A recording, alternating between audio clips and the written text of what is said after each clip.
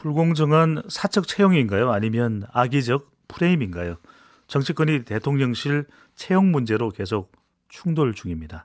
특히 오늘 대통령실과 여권 인사들이 적극적인 해명과 반박에 나섰는데 최형두 국민의힘 의원 연결해 보겠습니다.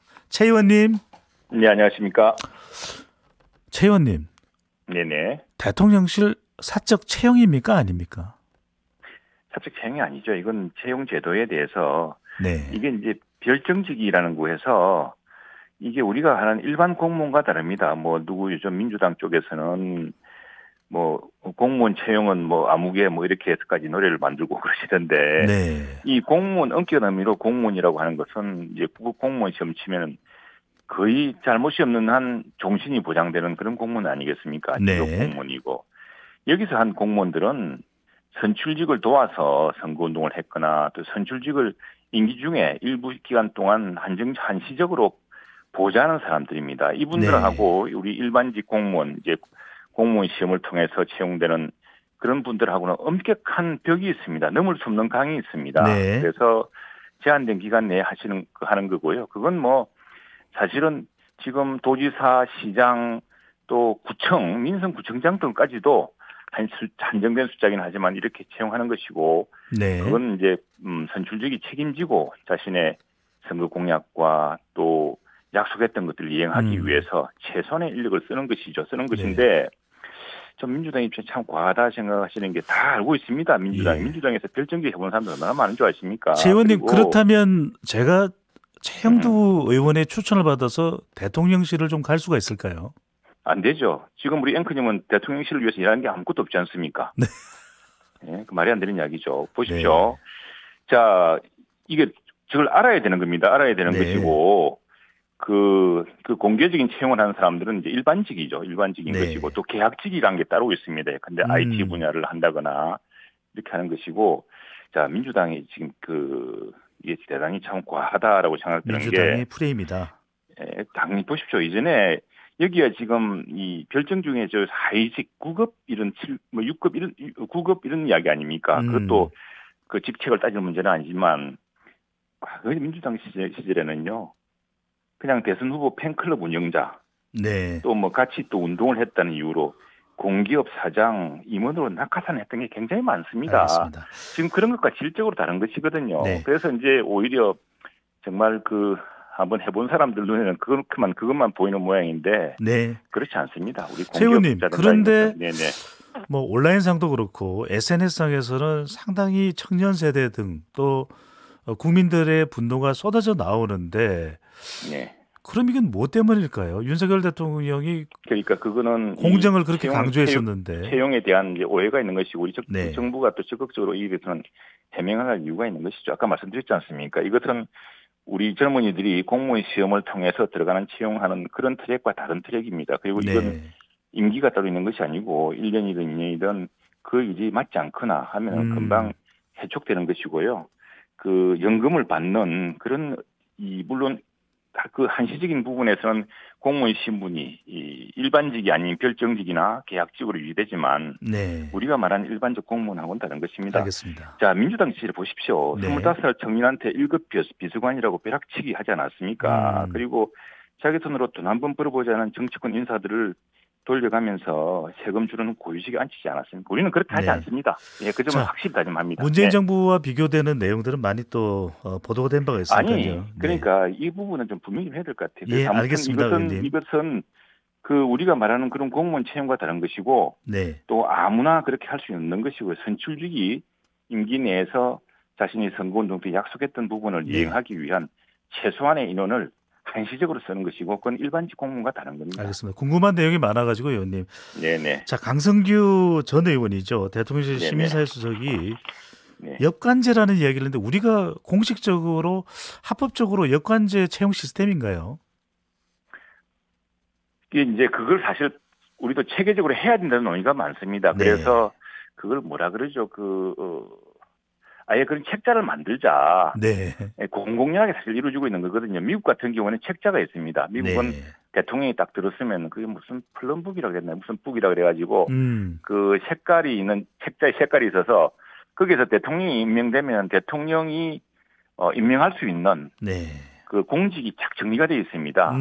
예, 우리는 뭐 간접적으로 뭐 산업은행을 통해서 대우해양조선의 뭐 사장을 누굴 시키고 뭐 이렇게 여러 다양한 경로를 하고 있는데 그러지 말고 네. 정부가 또는 정부기관이 임명되는 그런 자리에 대해서는 아예 자리를 정해서 그 자리는 공개하자 국민들한테. 네. 이제 그런 시스템을 지금 여야 간에 논의가 되고 했거든요. 그래서 이제 그리고 얼마 전에 민주당 의원님들도 그 임기 중에 이렇게 임용된 사실은 정치권에서 또 임명권자가 임명한 그 사람들은 임기가 끝나면은 물러나도록 하자. 네. 스스로 하자. 이게 책임 정치를 구현하는 방법 아니냐 해서 계속 그런 공감대가 있습니다. 또 뭐 논의는 해봐야 될 것 같은데. 그렇습니다. 지금 현재 우리나라에서는 역관제라는 것이 공식으로는 있지는 않지만 공공연하게 이루어지고 있는 것이 그래서 우리 정치권 내에서도 여야 모두 할 것을 그러지 말고 우리도 미국처럼 딱 정하자. 정해서 이 부분은 정권이 바뀌면 물러나고. 의원님 시간이 제한적이라 조금 더 질문을 드려야 될 내용들이 있어서 조금 짧게 답변을 좀 부탁드립니다.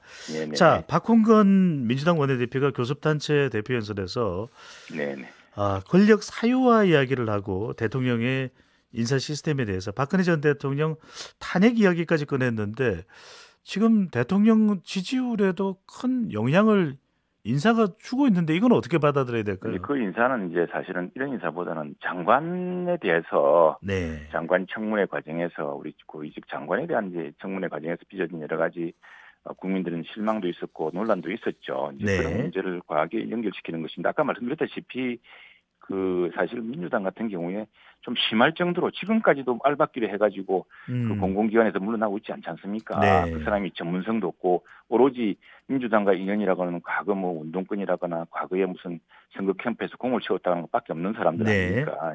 그런 측면에서 보자면 정말 권력의 사유화가 누구 했는지를 짐작해봐야 될 것이고 그런 부분은 이 정부에서는 없어야 되겠고 당연히 이건 없을 겁니다. 없을 뿐만 아니라 이 교섭단체 대표연설에서 제가 안타까운 대목은 이게 정말 참 이 국회 다수당 원내대표로서 참 딱딱하다는 생각이 들었습니다. 지금 이런 말이 있습니다. 우리 유명한 그 진보적 칼럼니스트가 최근에 칼럼에 쓰시던 내용인데 정확한 지적을 생각합니다. 대통령의 권한은 절반이지만 책임은 전부입니다. 무한입니다. 대통령의 권력은 아무리 우리가 제왕적 대통령제로 하지만 국회가 승인하거나 국회가 인준하거나 국회가 통과시켜주지 않으면은 예산이고 법안이고 아무것도 할 수 없는 겁니다. 그러나 책임은 대통령이 다 져야 되는 것이거든요. 무한 책임지는 것이고 그건 이제 그래서 여야가 노력해야 되는 것인데 지금 압도적 다수당 아닙니까? 그런데 오늘 말씀 중에 이런 말이 있습니다. 문제는 이런 어려움이 이미 대선 전부터 예고되었다는 것입니다. 경제 상황이나 이게 사실은 지금 뭐 2개월밖에 안 된 이 정부에서 다 배제된 것이 아니라 지난 5년간 다 배제된 거 아니겠습니까? 그러나 우리는 이것이 과거 정부에서 일어난 일이지만 이제는 새로운 정부를 맡았기 때문에 새 정부가 다 책임지고 해결해야 됩니다. 그러나 2개월 전까지 지금 오늘 원내 교섭단체 대표연설에서도 문제는 이런 어려움이 이미 대선 전부터 예고되었다는 것입니다라고 이야기까지 하시면서 그 참 과하게 비유를 하고 프레임을 하시는 것은 적절찮다는 생각이 들고요. 또 의원님 국민의힘 이야기를 조금 더 여쭤보겠습니다. 용산 이전 이미 끝나지 않았습니까? 그리고 용산 이전에 대해서는 상당히 국민들 좋아하시는 분도 있고 하는데 이미 끝난 이야기로 용산 이전 강행하느라고 다 시간을 놓쳤다고 하는데 솔직히 이야기하면 민주당이 다수당이 청문회가 뭐 다 붙들지 않았습니까? 이런 경우가 어디 있었습니까? 의원님 오늘 궁금한 점들이 좀 더 있었어요. 자, 조기 전당대회는 어떻게 하게 되는 겁니까? 어떻게 되는 겁니까? 그건 뭐 당헌 당규에 따라 타야 되는 것인데 그건 지금 현재로서는 별로 가능성이 없다고 봅니다. 가능성이 별로 없다. 거리 상태가 아니라 사고 상태이기 때문에 거기에 대해서는 벌써 일주일 전에 우리 당의 유권 해석이 나왔고 또 원총에서 추인된 사안이기 가능성이 때문에 크지 않다. 자, 그리고 국회가... 또 하나는 또 하나는 지금 이렇게 혼란스러운 상황에서 여당조차 전당대회 한다. 전당대회는 블랙홀입니다. 블랙홀. 모든 권력일에 관심이 쏠리면서 정말 정부 여당이 해야 될 일에 대한 것을 몰각하고 그 이기기 위해서 또다시 선거한다는 건 정말 낭비적인 거라 생각합니다. 알겠습니다. 자, 마지막 질문 드릴 텐데요. 지금 국회에서 지금 상임위 배분도 안 되고 있는데 과방위 그러니까 방송통신위원회가 있는 과방위를 누가 맡아야 되나라는 것인데 이거 뭐 어떻게 해결할 수 있는 방법이 있을까요? 지금 민주당이 자꾸 이렇게 말을 바꾸고 계세요. 원래 네. 법사위라는 것은 자기들이 뺏어간 겁니다. 민주당이 20년 전부터 전통과 원칙으로 만들어 놓았다가 네. 1당이 국회의장을 하면 2당이 법사위원장을 한다는 건 철칙 같은 것이었거든요. 그걸 2년 전에 뺏어갔다가 돌려주면서 온갖 지금 이걸 다 핑계를 대는데 그러나 우리가 소수 여당이니까 어쩔 수 없어서 지금 협상을 하고 있습니다. 그래서 네. 일단은 과방이든 행안이든 하나만 택하고 빨리 원구성을 하자는 게 우리 입장입니다. 행안위 같은 경우는 예컨대 우리가 이제 지방정부랑 협의도 해야 되지 않습니까? 또 정부 직제 개편이라든 이런 할 때 또 행안위가 필요하거든요. 그래서 네. 전통적으로 여당의 몫이었습니다. 그리고 과방위는 민주당이 왜 그렇게 과방위에 집착하는지 제가 이해할 수가 없습니다. 네. 지금 최 의원님 그러면은 네네. 행안위를 여당이 가져가고 과방위를 더불어민주당이 가져간다면 그것도 수용 가능합니까? 지금 두 개 중에 하나 택해라고 우리가 제안을 했어요. 했는데 자꾸 민주당의 말이 바뀌고 있는 겁니다. 네네. 예. 두 개를 다 가져가야겠다 이렇게 이야기를 하고 있어요. 지금 또.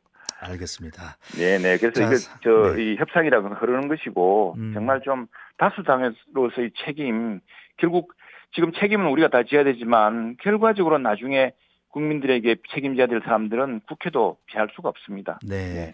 국회의 책임이 준엄하다는 얘기까지 해주셨습니다. 네. 자, 최영두 국민의힘 의원과 이야기 나눠봤습니다. 오늘 말씀 감사합니다. 네, 감사합니다. 평일 저녁 6시 5분에 여러분을 찾아갑니다. MBC 라디오 표창원의 뉴스 하이킥.